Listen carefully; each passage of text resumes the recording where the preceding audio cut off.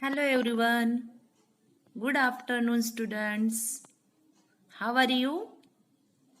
Okay, you all are fine? Very good.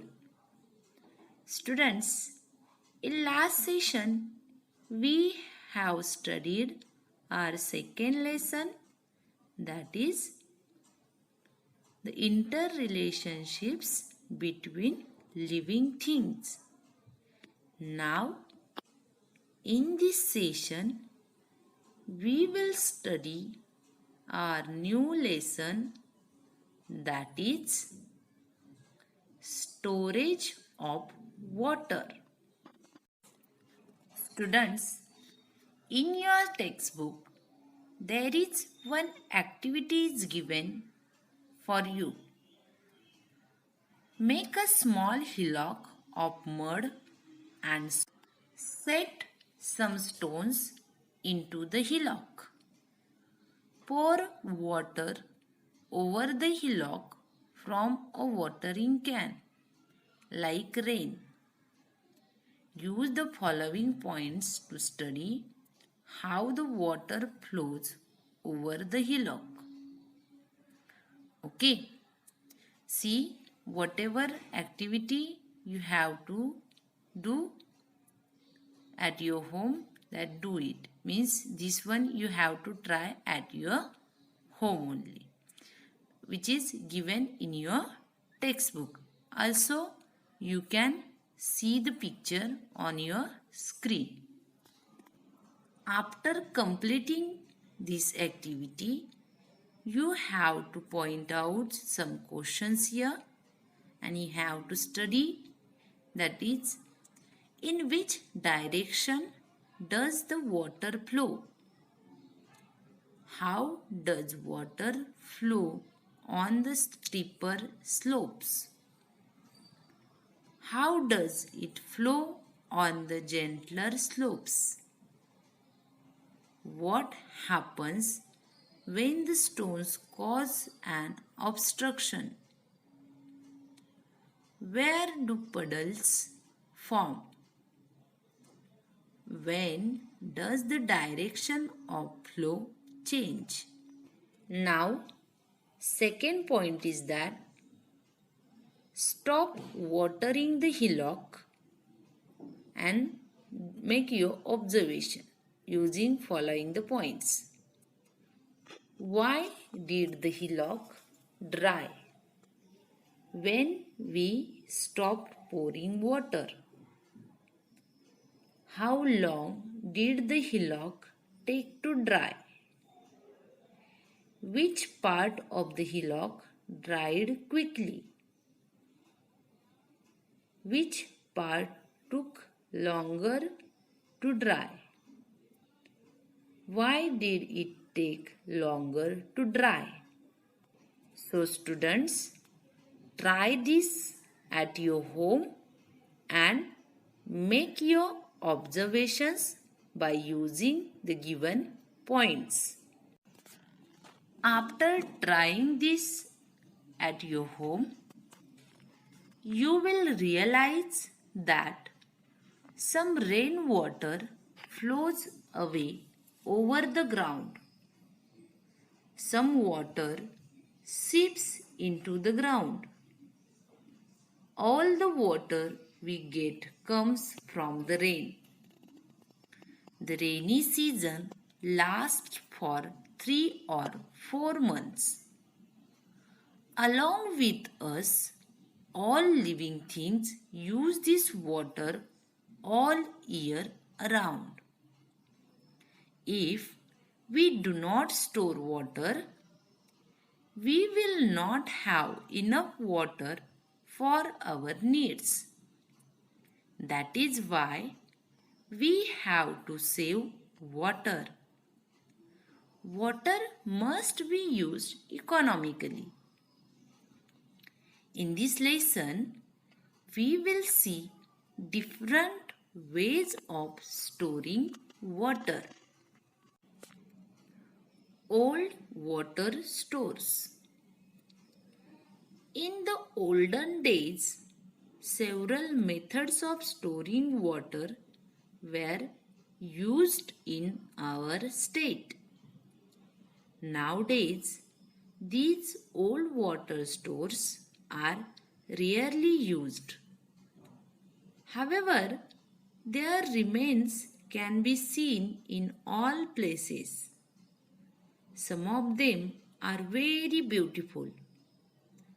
Water in some of these stores never gets depleted. Wells. Some rainwater seeps into the ground. Wells are dug to obtain this water. You can see in this picture a well which is full of water. Water tanks in forts. People lived on the hill forts in the past. They also needed water. The forts had reservoirs and tanks dug into the stone. You can see in this picture how water stored on the forts. Draw wells means add. In the past, draw wells were dug to get drinking water. They were small wells from which water was drawn using a small pot, pora, tied to a rope. Atpadi in Sangli district had a draw well in every wada. The draw wells had water all year around. When the tap water system was introduced, the draw wells went out of use. Many were sealed. Now there are very few left in Atpadi. This can be seen in many villages. Rivers and burns. Earthen or masonry burns were built across rivers to store their water.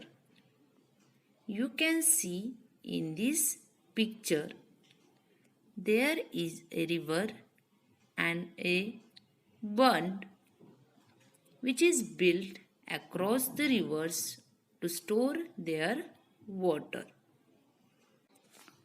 Old reservoirs.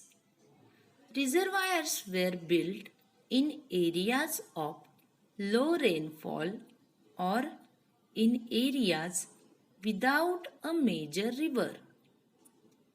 Most of the reservoirs were built using stone and mortar.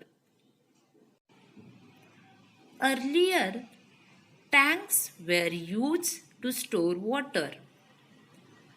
Some large cities still have these old tanks. Some of them are still in use. Means in old days there are using tanks that they call haud. Some of the large cities still have these old tanks. You can see in the picture that is a tank in Aurangabad city where used in the olden days. Okay.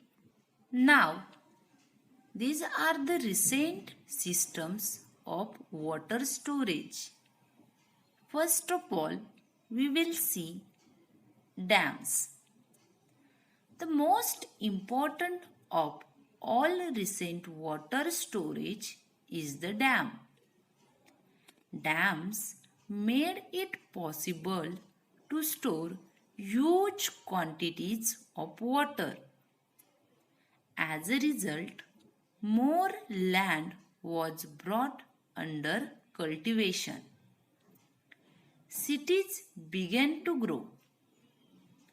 It became possible to set up factories and generate electricity. Maharashtra has several large dams such as Jayekwadi, Koyna, Ujni, and Eldari. So, students, find out more about these dams. Bore wells. Earlier, wells were dug to reach the water under the ground, but it was not possible to draw deep-seated groundwater. Now, with the help of electric pumps, it is possible to do so. Bore wells are dug for this purpose. These wells are very deep but very narrow. You know it. Yes, because nowadays everywhere are using bore wells. Panpoi. People out on the roads need water when they are thirsty. In some places, big clay jars of drinking water are kept for the use of such people. This water is offered free of charge. This is known as panpoi. Panpois are set up by individuals or institutions. Panpois are very useful, especially in summer. Students, do you know? Chhatrapati Shivaji Maharaj gave the following instructions for the construction of hill forts. A fort means hill fort should be built after first finding out if there is water in the place. If there is no water and if it becomes necessary to fortify the place, then by breaking the rock, reservoirs and tanks should be built. One should not wholly depend upon the supposition that there is a spring of water in the fort and that it would somehow or other supply enough water. They told to construction of hill forts that one should not wholly depend upon the supposition that there is a spring of water in the fort. For storing water, 2 to 4 reservoirs should be constructed. Water from them should not be allowed to be spent. The water in the fort should be well protected. Some of these instructions are given to the construction of hill forts by the Chhatrapati Shivaji Maharaj, because he knew the importance of water. Now students, what we have learned from this lesson? First of all, we learned traditional methods of water storage. There are wells, water tanks in ports, draw wells means add, rivers and burns, old reservoirs and old tanks. Then we have learnt modern methods of water storage, that is dams and bore wells. Also, we learned from this lesson, that is economical use of water. So students, water is a natural resource. All living things need water. We must keep this in mind when we use water. So don't waste water. Students, end of this lesson, notes will be sent to your WhatsApp group.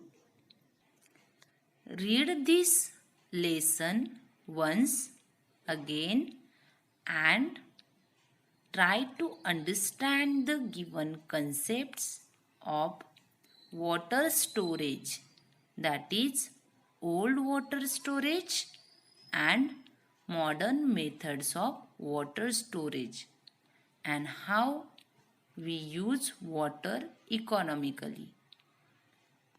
So, see you in the next session. Bye bye students. Have a nice day.